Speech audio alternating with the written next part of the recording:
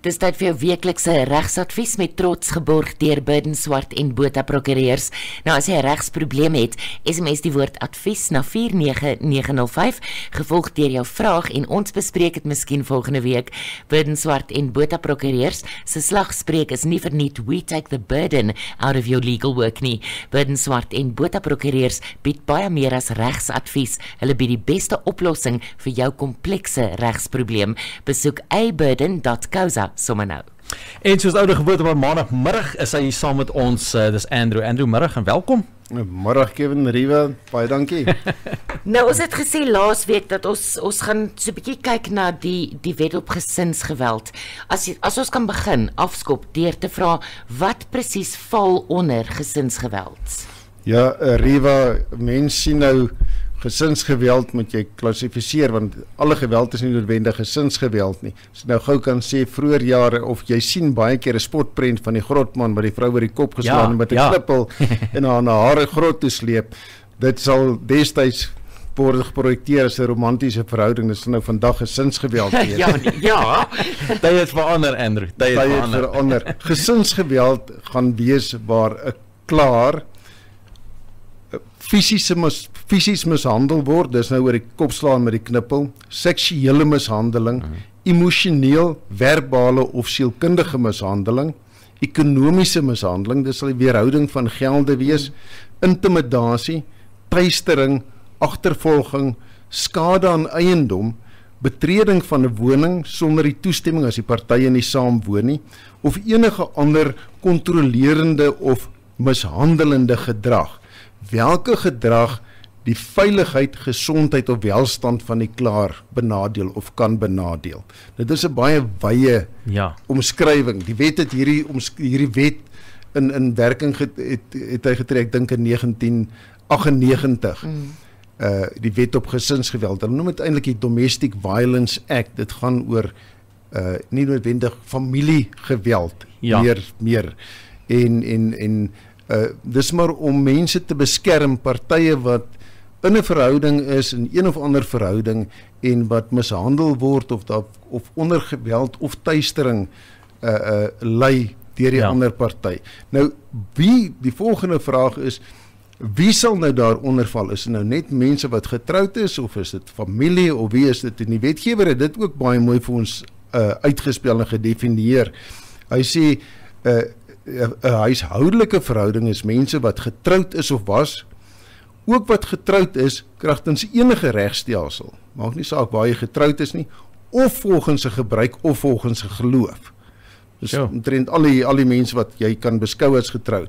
Mense wat saam woon of saam gewoon het in 'n verhouding wat die aard van 'n huwelik het, die ouers van 'n kind of wat ouerlike regte en verantwoordelikhede het ten aansien van daardie kind, familielede deur bloedverwantskap, aanverwantskap of aanneming, met ander woorde, jou swaar en skoonsister sal ook onder die gesinsgeweld val, wat verloof is, wat uitgaan, wat 'n gebruikelike verhouding het, wat 'n romantiese verhouding het, 'n intieme of seksuele verhouding, of mense wat dieselfde woning deel of gedeel het. En ons gesels nog met Andrew van Burden Swart en Botha Prokureurs. Nou Andrew, ons praat oor gesinsgeweld. En nou as ek voel ek is een van daai mense wat ly onder gesinsgeweld, wat staan my te doen? Wat is my stappe wat ek kan doen? Ja, Kevin, die slagoffer van gesinsgeweld word nog in die wet nou verwys as 'n klaar ook.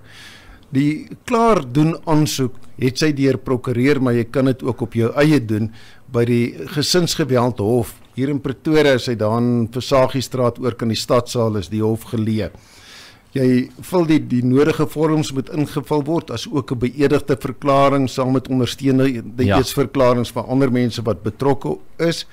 En dit word ingedien en dan kom dit voor die landdros en die hof besluit dan of hy 'n tussentydse beskermingsbevel gaan toestaan of nie.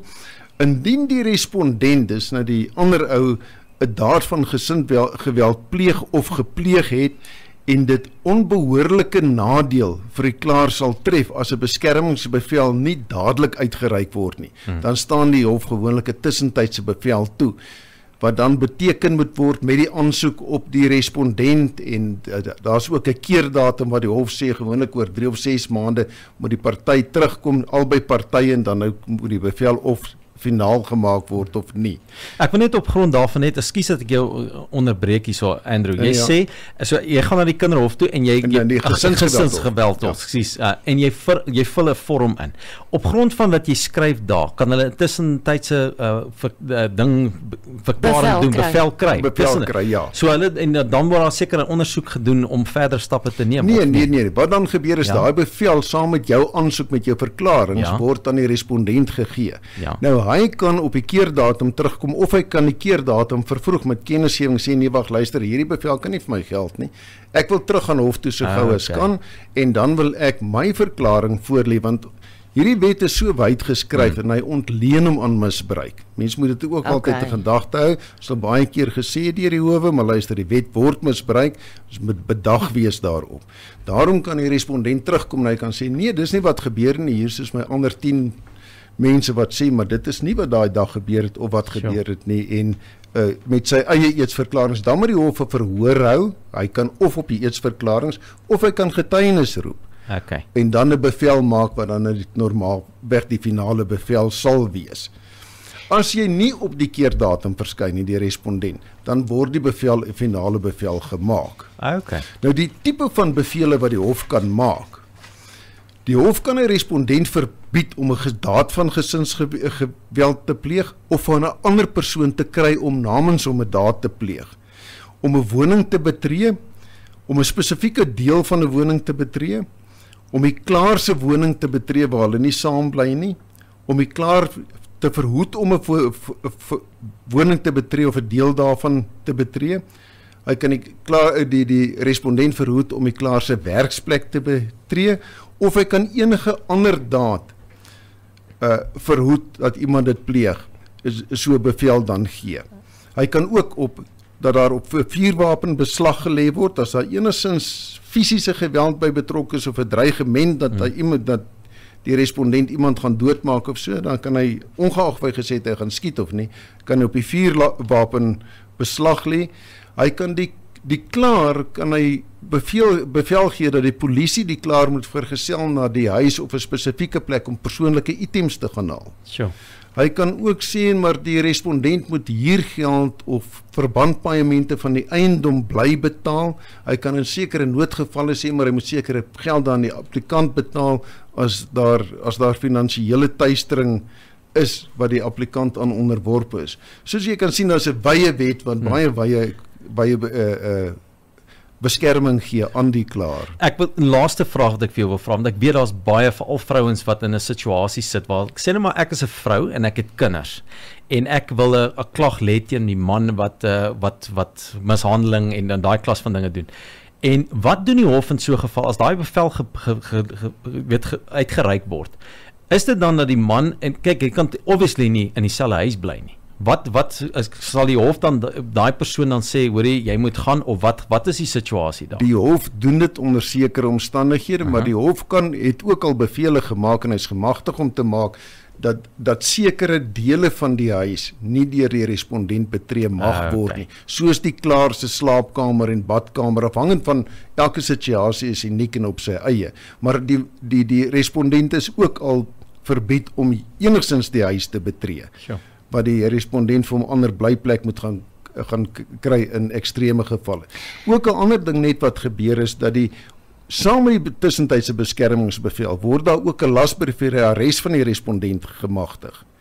En as die respondent daai bevel oortree, dan gaan die klaar met die lasbrief en 'n eetsverklaring wat die klaar maak en sê dat die bevel is oortree en dan kan die polisie die man of die respondent arresteer en om in gevangesetting hou. Sure. Bottom line, daar is 'n wet en daar is hulp, so jy kan gerus roep as jy hulp nodig het.